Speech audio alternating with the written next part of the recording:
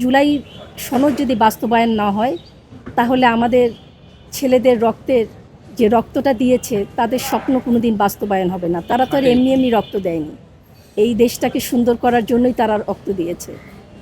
আজকে এই দেশকে চাঁদাবাজ বলি, ধর্ষণ বলি, বৈষম্য বলি, আজকে 52, 71, অবশ্যই আমরা তাদেরকে স্বীকার করি।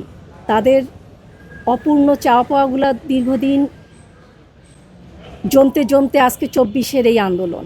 24-এর আন্দোলন কিন্তু এমনি হয়নি, দীর্ঘদিনের ক্ষোভ জমিয়ে রাখতে রাখতে আজকে এই 24-এর আন্দোলনে এই সন্তানরা জীবন দিয়েছে। বর্তমান যে সরকার এসেছেন, আমরা অবশ্যই তাদেরকে সাধুবাদ জানাই। আমরাও চাই তাদের পাশে থাকতে। আমরা খেয়াল করছি, আমরা অবজার্ভ করছি যে আমাদের জুলাই সনদ যেন তারা বাস্তবায়ন করে। যদি বাস্তবায়ন তারা না করে, তাহলে আমি মা, আমরা অনেক বাবা মা আছি, ভাই বোন আছে, আমার আহত সন্তানরা আছে, তাদের সঙ্গে আমি মনে করি এই দেশের বিপুল সংখ্যক মানুষ আমরা রাস্তায় নামার জন্য আমরা তৈরি আছি। তো আমরা এই সরকারকে সম্মান জানিয়ে বলতে চাই যে আপনারা জুলাই সনদটাকে বাস্তবায়ন করুন। আমাদের RICL TMX, যুগের পর যুগ স্থাপনা থাকে মজবুত। আর আপনারা কষ্ট দিবেন না বা রাস্তায় নেমে আপনাদের বিপক্ষে যেতে দেওয়ার কোনো কাজ করবেন না। আমরা এটাকে সম্মান জানিয়ে আপনাদেরকে আবারও বলছি। আর বর্তমানে যে কয়েক মাস থেকে বিশেষ করে শিশু ধর্ষণ অনেক বেড়ে গেছে, চাঁদাবাজদের সংখ্যাও বেড়ে গেছে। আমাদের যে শিশু ধর্ষণটা হচ্ছে, এটা উদ্বেগজনক। এই উদ্বেগটাকে আমি একজন মা হিসাবে, একজন নারী হিসাবে আমি মেনে নিতে পারছি না। আমাদের যারা শিশু, তাদের সুরক্ষা যদি আমরা এই দেশ এত রক্তের পরে যদি দিতে না পারে, তাহলে এটা হচ্ছে দুঃখজনক ঘটনা আর হতে পারে না।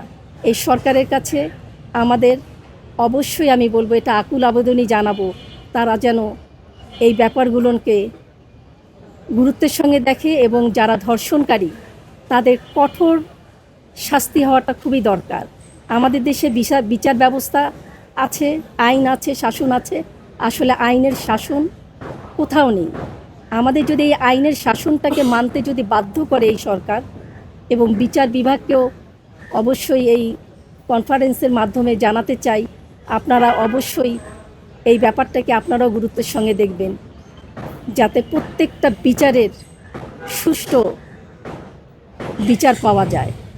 যত তাড়াতাড়ি এই বিচারগুলোর অবসান হবে, ততই তাড়াতাড়ি আমাদের দেশে এই যে ধর্ষণ বলেন, চাঁদাবাজ বলেন, খুন গুম বলেন, সবার মধ্যে একটা হলো ভয় কাজ করবে। এই ভয় ভীতি কাজ করার জন্য সরকারকে অবশ্যই কাজ করতে হবে। এবং আমার সন্তান, আমাদের সন্তান যারা হাত পা চোখ হারিয়েছে, আমাদের এই সন্তানদের বিচার অবশ্যই আমরা এই সরকারের কাছে সুষ্ঠুভাবে চাই।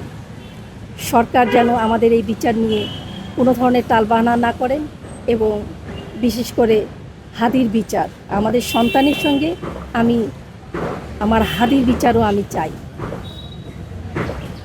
আমার প্রত্যেকটা সন্তান যারা খুন গুমের শিকার হয়েছে তাদের বিচার চাই, আবরার হত্যার বিচার চাই।